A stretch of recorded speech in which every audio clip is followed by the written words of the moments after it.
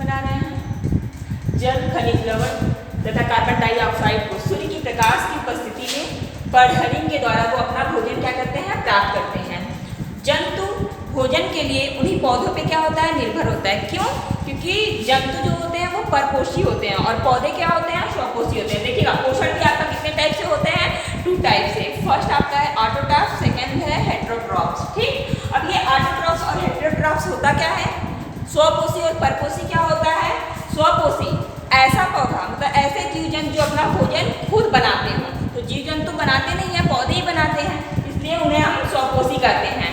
और वे जीव जंतु जो उन पौधे पे क्या करते हैं, भोजन के लिए निर्भर रहते हैं या किसी अन्य पौधे पे भोजन के लिए निर्भर रहते हैं, उन्हें हम क्या कहते हैं, हेटेरोट्रॉफ्स, परपोषी कहते हैं। ठीक, समझ में आ गया होगा। स्वपोषी और परपोषी ऐसे जीव जो अपने भोजन के लिए दूसरे पे निर्भर होते हैं, वो क्या कहलाते हैं, परपोषी कहलाते हैं। क्योंकि वो अपने पोषण पर मतलब दूसरे, पोषी मतलब भोजन के लिए, वो दूसरे पे भोजन के लिए निर्भर है, इसलिए वो परपोषी हो गए।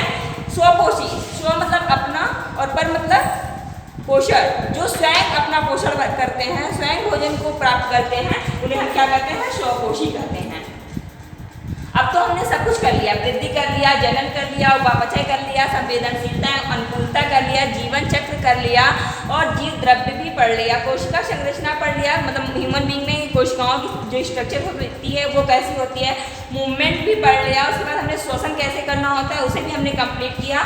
और लास्ट में हम फूड मटेरियल लेते हैं, तो क्यों लेते हैं, एनर्जी को प्राप्त करने के लिए, ऊर्जा को क्या ग्रहण करने के लिए हम पोषण को करते हैं। लास्ट में एक और बच गया है, एक्सक्रीशन, उत्सर्जन, मतलब सब चीज तो हमने कर लिया। अब अपने शरीर से इन्वेस्ट मटेरियल को मतलब अपशिष्ट पदार्थों को कैसे हम शरीर से बाहर निकालेंगे, हम उसके बारे में जानते हैं। ठीक है, देखिएगा उत्सर्जन होता क्या है, जीवधारियों की विभिन्न क्रियाएं जो होती हैं, जो भी आप डेली की जैविक क्रिया करते हैं, जो भी एक्टिविटी करते हैं उनके द्वारा कुछ आप अपनी बॉडी में संचित करते होंगे, उसके फलस्वरूप जो भी हम क्रियाएं करते हैं, फूड मटेरियल लेते हैं, उनसे क्या होता है, कुछ हानिकारक पदार्थ शरीर में बनता है और हम क्या करते हैं, उन्हें शरीर से बाहर निकालने के लिए रोज एक एक्टिविटी करते हैं, मतलब उन्हें क्या करते हैं, अपने शरीर से बाहर निकालते हैं। यह प्रक्रिया जीवन पर्यंत चलती रहती है, ना कि किसी वन टाइम। अरे हम फूड मटेरियल लेते हैं, भोजन को ग्रहण करते हैं, फिर उनसे हमें एनर्जी मिल जा रही है, एनर्जी को हम अपनी बॉडी के लिए उपयोग कर ले रहे हैं, लेकिन जो एनर्जी मिल रही है उनके अलावा जो अपशिष्ट पदार्थ होते हैं वो भी कहीं कलेक्ट हो रहे होते हैं, उनको ही हम क्या करेंगे, अपने शरीर से बाहर की ओर छोड़ देते हैं, बाहर की ओर निकाल देते हैं। यह प्रक्रिया लाइफ टाइम चलती रहती है हमेशा, जब तक हम हमारा जीवन चक्र चलेगा तब तक ये क्रियाएं भी चलती रहती हैं। यही प्रक्रिया क्या कहलाती है, उत्सर्जन कहलाती है। जनरली हम ऐसे कह सकते हैं कि अपने शरीर से अपशिष्ट पदार्थों को बाहर निकालने की प्रक्रिया एक्सक्रीशन कहलाती है। ठीक, आपका ये character of living beings complete हुआ। आगे आप पढ़ेंगे बायोडाइवर्सिटी क्या होता है, जैव विविधता क्या होता है। जैव विविधता मतलब इस जीव जगत में बहुत सारे एनिमल्स, इंसेक्ट्स और प्लांट्स बहुत सारे हैं, तो हम उनका अध्ययन अब कैसे करेंगे, कैसे हम जानेंगे कि उनमें कौन सी जातियां हैं या वो किस जात के होते हैं, किस कुल के होते हैं, किस गढ़ के होते हैं, किस संघ के होते हैं। हर चीज़ को अलग अलग उसको डिवाइड करना होता है, लेकिन अभी हम उसको पहले बायोडाइवर्सिटी के अंतर्गत थोड़ा सा जान लेते हैं। क्या है कि पृथ्वी पे पाए जाने वाले मतलब इस संपूर्ण जगत में पाए जाने वाले जो भी जीव जातियाँ होती हैं उनकी संख्या को ही जैव विविधता कहते हैं। ठीक, इस पृथ्वी पे जितनी भी जीव जंतु पाए जाते हैं उनकी जो संख्या होती है उसे हम क्या कहते हैं, बायोडाइवर्सिटी कहते हैं। जैसा कि हमें ज्ञात है कि 1.7 to 1.8 मिलियन जातियाँ इस पृथ्वी पे क्या है, उपस्थित हैं। कितनी, 1.7 to 1.8 जातियाँ इस पृथ्वी पे उपस्थित हैं। उन जातियों में देखिएगा 70% जातियाँ क्या होती हैं, जंतु की होती हैं।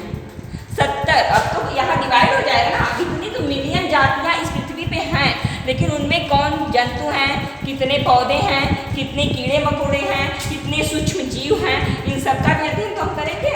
तो 7% जातियाँ जो होती हैं वो जंतु की होती हैं। अब उन्हीं जंतु में से 70% जंतु हैं, उसे 70% का पूरा 70% भाग क्या होती हैं, कीड़े मकोड़े होते हैं।